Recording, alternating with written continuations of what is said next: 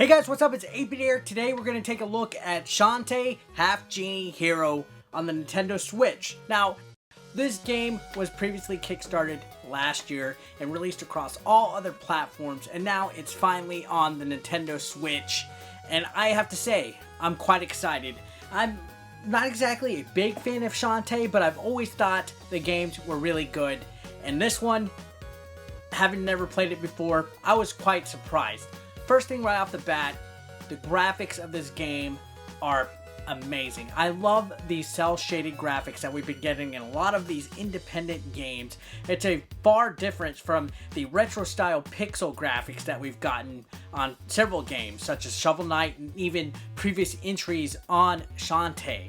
I believe this is the fourth game of Shantae, and the main mechanic actually deals with her being able to transform into different creatures in order to get to inaccessible areas. Yeah, this game has a lot in common with other Metroidvania games, and that's not a bad thing. I think Shantae does it very well. For example, you have to turn into a monkey to be able to climb walls. And there's a crab that you can go through like small places under the water.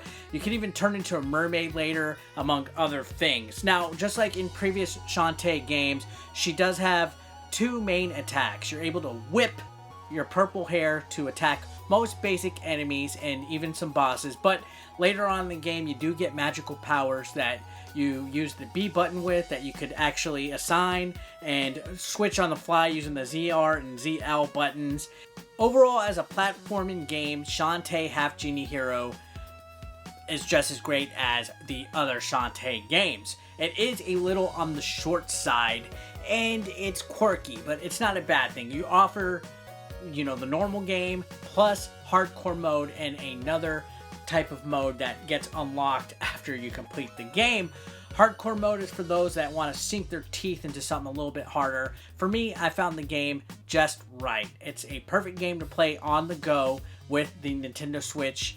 I know I always say that about every single game on this, but Shantae provides that solid platform in action, and the levels are just a joy to look at. Some of these levels have amazing mechanics. For example, there's one where you have to jump on hooks that go back and forth from the beginning of the stage to the end of it, and you have to time yourself, and it's overall just a real fun game to play. And I love the kind of 2D, 3D effect that's going on. It's a little bit like DuckTales remastered.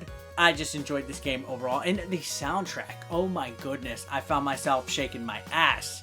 Just like Shantae. I mean, everything about this game is charming, especially her little belly dance where she just shakes it.